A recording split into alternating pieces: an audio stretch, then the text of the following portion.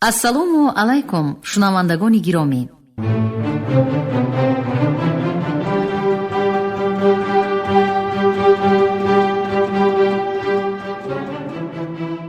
ба таваҷҷӯҳи шумо идомаи силсила гуфтори хонишҳои бадеӣ аз рӯи рамани сегонаи нависандаи халқии Тоҷикистон Ҷалол Икромӣ, духтари Оташ, 12 дарвозаи Бухоро ва тахти Вожгон.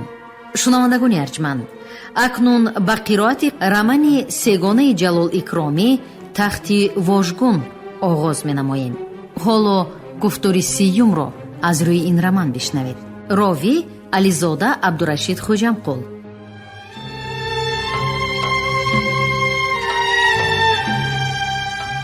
فصل ثانی.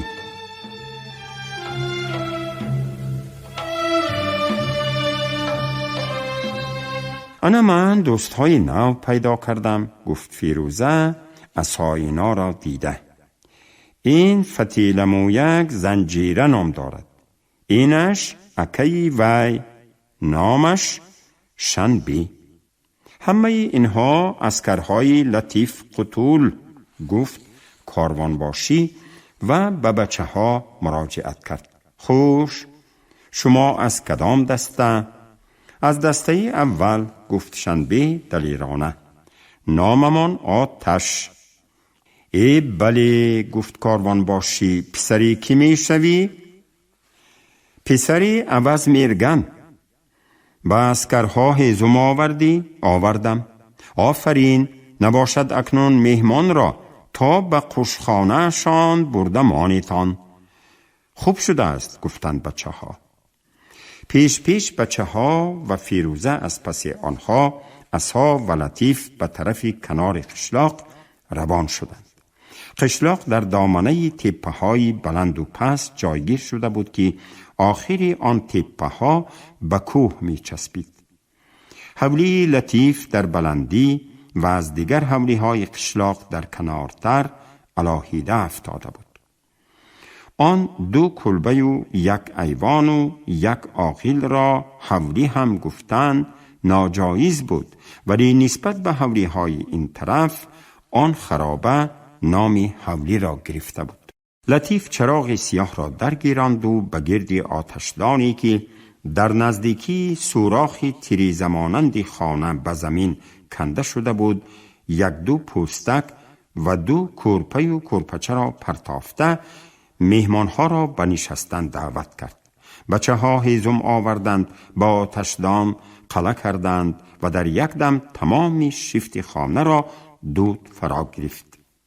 خانه های کوهستانی ما را عیب نمی کنید، گفت لطیف. من خودم در اینجا هر روز نمی شوم. خواجه های این خانه انا همین صغیره ها، پدرشان را باسمچی ها کشتند. من از آنها قصاص گرفتم و بچه ها را به اینجا آوردم. بسیار کاری نقص کردید، گفت فیروزه. پگه فردا زنجیره یک دختری چقانی روزگاردار می شود. خودش آش می پزد، خودش خانه می روبد. حاضر هم من خانه می روبم، گفتم آن زنجیره. اکنون خواب کنیتان، گفت لطیف از جا برخاسته. زنجیره به شما خدمت می کند. من قطعی شنبه در جای دیگر می شوم. شما تشویش نکشید، گفت عصا. یک شب هیچ گپ نی، همه امان در همین خانه جا می شویم. نه، گپ در این نه، گفت لطیف. ما هر شب با شنبه نوبت داری می کنیم. آدم های حید پالبانی خورباشی ناخواست شباخون می زنند. اگر ما بیدار و نوبتدار باشیم، کاری کردن نتوانسته برمی گردند. شما با حضور خوابید، هیچ پروا نکنید. نباشد من هم با شما نوبتداری کنم؟ پرسید عصا. نه، لازم نه. نصیب باشد واقعی نمی شدگیست. باسمچی ها دور، از کاروان بی خبر. لیکن آقسقالتان از حد زیاد تملق کرد، گفت عصا. می ترسم که خبر نکشد. از دستی وی آمدن این کار عجب نی. وی روباه یگان روز فاش می شود و خود مردم قشلاق جزایش را می دهند. تا حالا به دست نافتاد؟ پرسید فیروزه. نه، گفت لطیف، وای خیلی عیار، لیکن من در پیش هستم. امشب به هر حال شیطنت نمی کردگیست. خیر، شما خاطر جمع باشید که مردم قشلاق یک سری موی شما را کم کردن نمی مانند. بعد ما چاره های دیگر داریم. قرطاق دور نی، در آنجا اسکرها هستند. خاطر جمع، اگر شما لازم شوید من جیغ می زنم. خیر، میلش. لطیف و شنبه از خانه برآمدند. فیروزه و عصا کمی به اندیشه ماندند. در پیشی اسکرهای سرخ می شدیم نغزتر بود، گفت. نهایت اندیشه خود را به زبان آورده فیروزه. هیچ گپ نه، نترسید، گفت عصا. من به لطیف باوری دارم.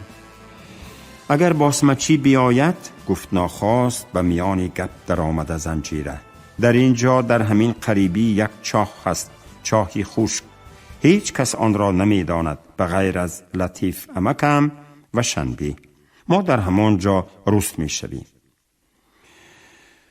باسمچی نمی بیاید، گفت عصا.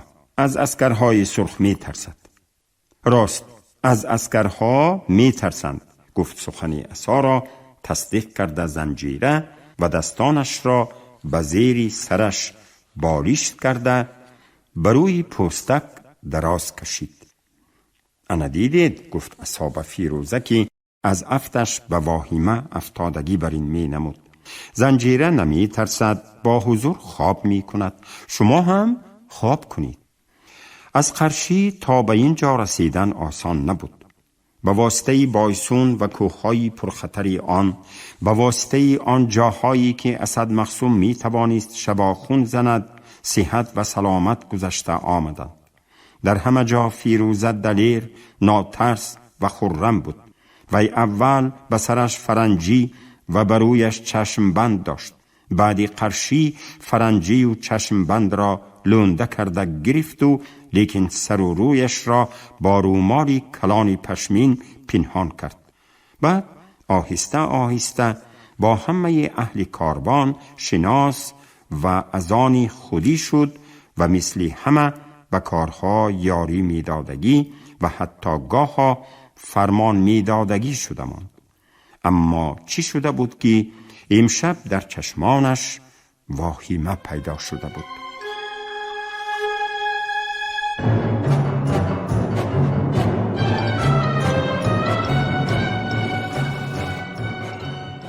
باعثی اینقدر واهمه شما را نمی فهمم، گفت عصا نهایت پس از خوابیدن زنجیره.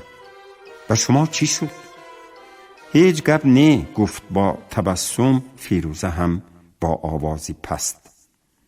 به من آقسقال معقول نشد، امامی ریشکلان معقول نشد. بعد همین لطیف آدمی نغز می نماید و لیکن دروندار برین. همیش همین. به هر حال ملتق و تپانچه ها را تیار کرده مانید. احتیاط شرط. همهش تیار. میلش، من کمتر سرمانده گیرم. عصا به آتشدان 2-3 چوب پرتافت و درباره گفته های فیروزه فکر راند. نخواد لطیف قتول آدمی دروندار و شبهناک باشد. نه، اگر باور نمی کرد کاروان باشی ما را به اون نمی سپاری. بعد اگر وی آدمی بد می شد بچه ها را به تربیه خود نمی گرفت. فیروزه بیدرک از وی شبه می کند. لیکن می گویند که شبه پدری حقیقت است. بهتر از همه آن است که آدم را خودت سنجی و به او باوری حاصل کنی. پس بهتر که بیرون برآمده از خودی وی خبر گیرم کنی با چی کار مشغول است. عصا ملتقش را به دست گرفته از خانه بیرون برآمد.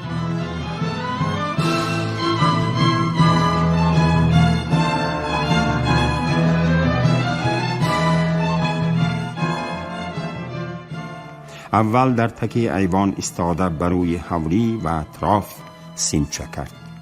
بارانی میده میبارید. همه جا تاریک، خاموشی و آرامی بود. فقط از طرف مسجد بعضی آوازهای آدمان و سلفیدن اسبها شنیده میشد. عصا یک سلفید و 2-3 قدم به طرف دروازه حولی روان شد. از بالای تپه خردی که به واسطه در عقب دروازه بود آوازی لطیف شنیده شد. ها مهمان، گفت وی و طوری کرده خود را به پایان پرتافته از دروازه به درون درآمد. خوابتان نمی برد؟ ها، یک خبر گیرم گفته برآمدم. چی گپ؟ خاطر جمعی، گفت وی. از سری مسجد خبر گرفتم عسکر بچه ها هوشیار به همه جا پاسبان گذاشتند. کماندیرشان با خبر.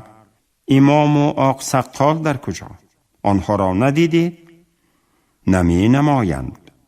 رفته خوابیدگی اند، گفت لطیف و از آرینج عصا گرفته به طرف ایوان برد. اگر خوابتان نبرد بیایید در زیر ایوان به بالای کت کم ترشینیم. آنها به بالای کتی باریک نشستند و ملتقهایشان را به پهلویشان گذاشتند. عجایب زندگی شده ماند، گفت لطیف. کس در حولی خودش آسوده خوابیده نمی تواند. از آن روزی که من برای پدری همین صغیره ها قصاص گرفتم و کشندگان او را به جهنم فرستادم آرامی ندارم. شبها را در هر جا روز می کنم. نه باسمچی، نه امام و نه آق سقال نمی دانند که من امشب در کجا بودم و پگاه شب در کجا می شوم. چی در کار همین عذاب و کلفت؟ در اینجا استراحت کردنتان ضرور می؟ ضرور، گفت لطیف. من به باسمچی دیگر خیلتر نگاه می کنم. همه باسمچی که امروز ملتق برداشته به اسب سوار شده است باسمچی نی. عروسها این را فرق نمی کنند.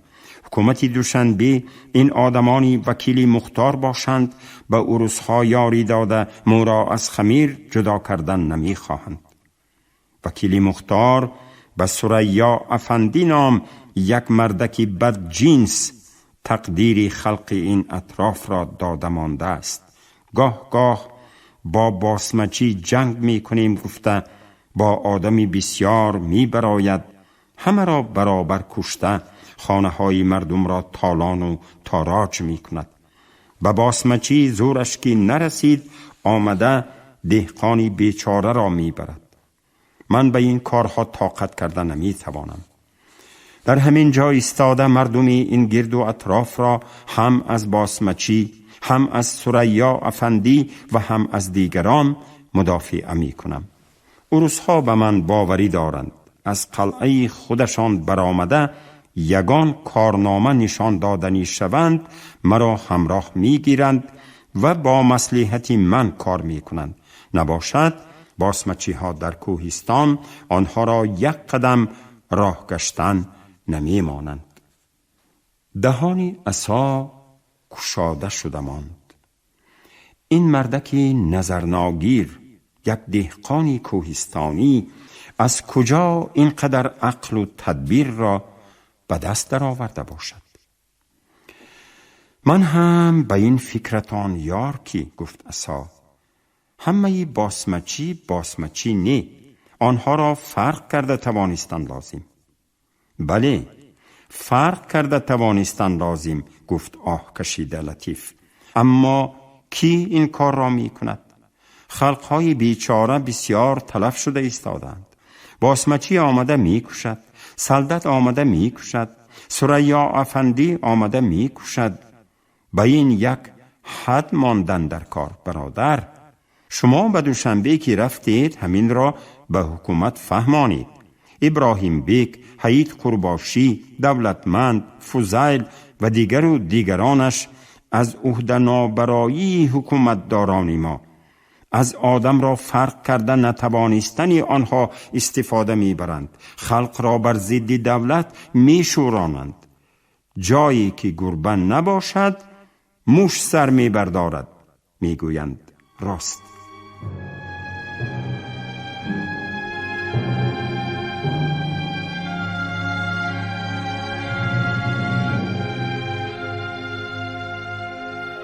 عسکری روس هم گفت عصا هر خیل می شود.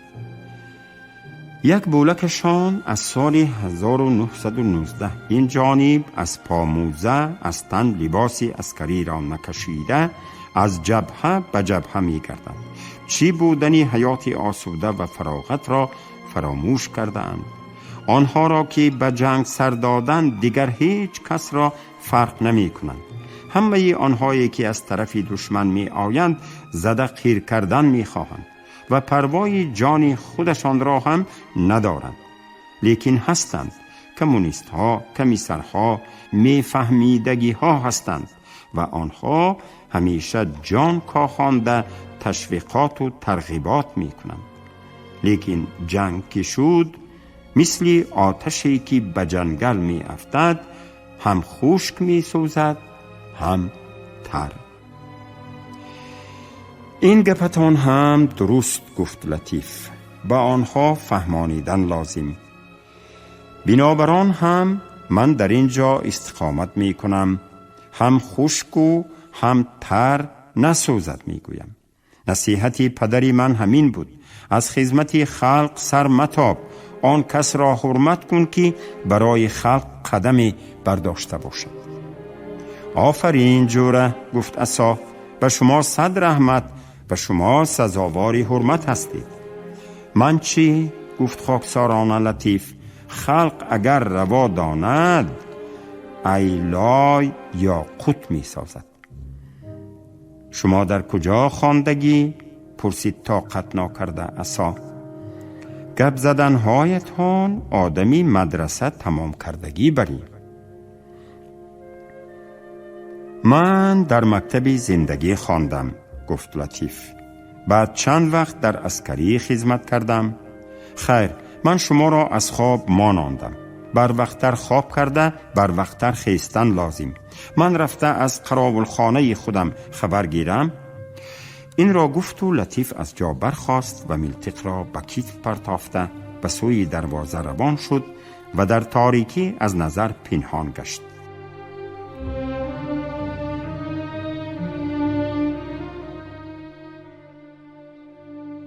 عصا در جای خود نشسته ماند. درد و اندیشه های این مرد عجایب را فهمیده و خودش را در نزد او ناچیز دید. مردک در عسکری خدمت کرده، برای حاکمیت شورایی جان به کف گرفته جنگیده و از جفاجویان مردم نقار کشیده، یکی و تنها در دم بلا استقامت دارد. سری خود را خلاص کرده به درون قلعه در آمده رست نمی شود. خلق می گوید غم خلق را می خورد. تهدیدی باسمچی و کشته شدن خودش را به اعتبار نمی گیرد. گویا شب و روز در میدان جنگ خونین زندگی دارد.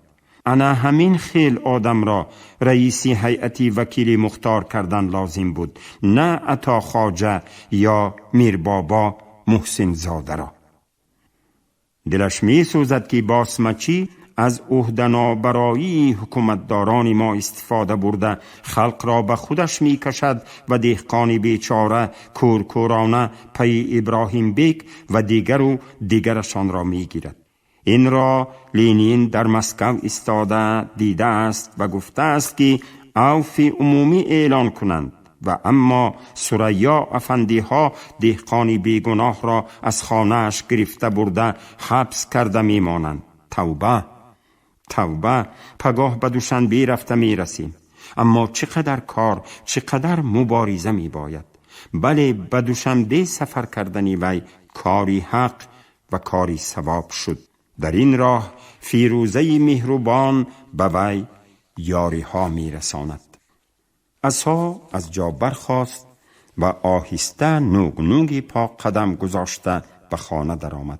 آتش گلخن خاموش گشته، خانه تمام تاریک شده بود. فیروزه و زنجیره گویا در خواب بودند. عصا آهسته به کنج خزید و لباسهایش را نکشیده سر به بالیشت گذاشت. عذابی راهی سخت و مانده شوی کاری خود را کردند. وی خواب کرد. لیکن چقدر خوابید؟ 1 ساعت یا 10 دقیقه نمی داند. فقط آوازی اولین میلتیق پرانی او را بیدار کرد و زود یراقش را به دست گرفت. فیروزه، شما از خانه بیرون نبرایتان، من خبر گیرم. نی من هم. سخن فیروزه به دهانش ماند و به خانه زده لطیف در آمد و گفت: مهمان، شما با من بیایید. هرچی یراق داشته باشید با خودتان گیرید. زنجیره تو اپت را به چاه گرفته بر، بعد به شاخه ها آتش زن. این را گفت و از خانه دویده برآمد. بیرون تاریک بود، باران میبارید و از پایان از طرف مسجد آوازی تیرپرانی شنیده میشد. زودتر، گفت لطیف از بالای تپه. عصا زورن فیروزه را با زنجیره گسیل کرده خودش را به بالای تپه به نزد لطیف گرفت. بگمانم، گفت لطیف، این دفعه خودی حییت پالوان با همه لشکرش آمدگی. آنها حولی مرا می دانند. چپ غلط زده به اینجا از پس خانه آمدنشان ممکن. بنابراین من شما را به تشویش ماناندم. از خواهرم خاطر جمع باشید. زنجیره خودش آن کس را سرشته می کند. آنها در بلندی در جای بسیار نغز و موافق شینک گرفته بودند. پایان تا خیلی جا در مد نظری آنها بود. هرچند تاریک شده باشد هم دیدن ممکن بود که باسمچیان از طرف غرب و جنوب قشلاق احاطه کرده تیر می پرانند. عسکرها و آدمان کاروان مسجدی بلند و حوری و خانه های اطراف آن را به خود سنگر قرار داده بودند. لعنتی ها، هیچ وقت از این طرف از طرف قرطاق هجوم نمی کنند، گفت لطیف. می ترسند که اسکرها رسیده آمده میانگیر نشوند. لیکن انا دیدید یک قسمشان قشلاق را از پایان دور زده به این طرف می رانند. می خواهند که آدمان ما را میانگیر کنند، اما از بودن ما بی خبرند. میلش، بیایید نزدیکتر بیایید، ما به شما نشان می دهیم. عصا دقت کرده ایستاده به زور دید که در حقیقت یک توده باسمچی ها به طرف آنها حرکت دارند. اما لطیف نگذاشت که آنها به مقصدشان رسند، مسجد را حلقه‌وار احاطه کنند. در دستی وی ملتیقنی پریمیاتی دستی بود. در عین هیاهو کرده به هجوم سر کردن باسمچی ها، پریمیاتی وی به قهقه در آمد. چند نفر باسمچی ها از بالای اسب سرازیر شدند و دیگرشان رو به گریز نهادند. عصا هم فرصت را از دست نداد و نشان گرفته تیر زدن گرفت. در این دم فیروزه و زنجیره در درون چاهی خشکی که در پای تپه‌ی نچندان بلندی واقع گشته بود میلتیق پرانی را گوش کرده می نشستند. به اینجا نمی آیند، می گفت، گویا به فیروزه تسلی داده زنجیره. آنها این چاه را نمی دانند. ما چند بار در همین چاه پناه شدگی. بعد من آهسته برآمده به شاخه ها آتش می زنم. برای این گوگرد دارم، کمندیری اسکرها دادگی. انا در دستم. برای چی به شاخه ها آتش می زنی؟ پرسید فیروزه. برای آن که شنبه بیند و در بلندی به شاخه های خودش آتش زند. آتشی او را دیده اسکرها می آیند. تو از باسمچی ها نمی ترسی؟ می ترسم. اگر ترسی چخیل به شاخه ها آتش می زنی؟ این کاری آسان. شاخه ها در بالای همین تپه آهسته می برایم و انا این لطکتی گوگرد را می برم و چیرت چیرت گوگرد زده لطه را در می گیرانم و به زیر شاخه ها می مانم. تمام. شنبه در کجا؟ وی از اینجا دور در بلندی یک غار هست. وی در همان جای وی را هم باسمچی ها نمی دانند. در این دم از بالا از کجای آوازی لطیف شنیده شد که زنجیره می گفت: انا وقت شد، من رفتم. شما نترسیده شینید، من زود بر می گردم. آتش شنبه را دیده عسکرها می آیند، بسمچی ها می گریزند. این را گفت و زنجیره با دو خیز از درون چاه بالا برآمده رفت. ایستا زنجیره، گفت فیروزه از پس وی، من هم با تو می روم. اما زنجیره این را نشنید. وی مثل بزغاله چقان به بالای تیپچه خیز کرده می برآمد. فیروزه از چاه برآمده به 4 جهت نگاه کرد و زنجیره را ندید، اما تیپچه از آنجا دور نبود.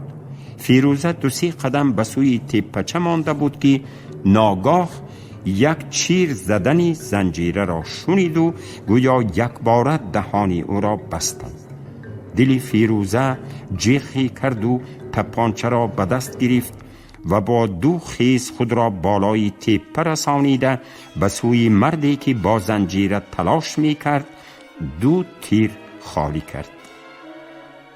مردک گرساس زده افتاد. فیروزه نزدیک رفته آقسقال را شناخت که به خون خودش جوریده بود. زنجیره باشد به سوی دیگر افتاده بود. آوازی ملتیق و پریمیات همه جا را فرا می گرفت. فیروزه به چیزی اهمیت نداده زنجیره را از زمین برداشت. به وی آسیبی نرسیده، فقط غش کرده بود. زنجیره از نوازش‌های فیروزه اندک به حال آمد و شاخه آتش گفت به زور و به دست فیروزه گوگرد و لته را داد. فیروزه به گرد و اطرافش نگاه کرده دید که در پسخمی بین دیواری تپه یک مقدار شاخه ایستاده است. وی زود به زیر شاخه لته سوزان را مانده آن را آتش داد و خودش در شوره آتشی فروزان زنجیره را برداشته به پایان فراورد.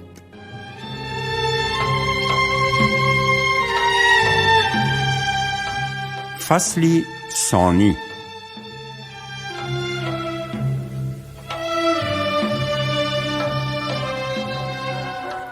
صبح باران باز ایستاد. ابرها پاره شدند و حتی در طرف شرق افق لالگون گشت.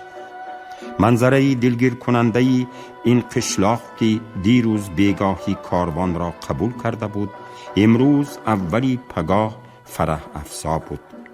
در دامنه تپه های بلند و پست حوری و خانه های قشلاق مثل پاده‌ای در یک جا غن شده خوابیده می ایستاد. در پایان وادی وسیع را سنگلاخ های دریای کوهی بریده می گذشتند. برگانی درختانی بسیاری که در باغات قشلاق و اطراف آن رسته بودند با افسون هوای تیرماه گوناگون رنگ شده بودند: سبز، نافرمان، زرد، سرخ، گلابی. در روی زمین از پهلوی سبزه های زردگشته بهاری باز سبزه نوخیز دمیده برآمده بود. هرچند که در نتیجه بارانهای چندین روزه همه جا آب و لاش شده بود، لیکن تپه ها، بلندی و پستی ها و دشت ها خرم به نظر می تافتند. در هوا از باران و نمیگری اثری نمانده، برعکس یک حلاوت و بوی خوشی گل و گیاه ها پر شده بود.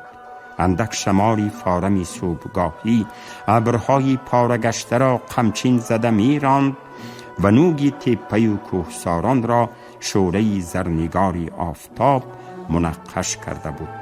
عموماً طبیعت از تیرگی دیشبه پشیمان گشته با همه خورمی هایش جلوگری می کرد. шунавандагони азиз, шумо гуфтори сеюмро аз рӯи рамани тахтивожгуни нависандаи халқии тоҷикистон Ҷалол Икромӣ дар қироати Ализода Абдурашид Хуҷамқул шунидед. Коргардон Шералии Нағзалӣ, садобардор Карим Толибов. поёни гуфтор аз силсилаи Хониши Бадеӣ. шод бошед.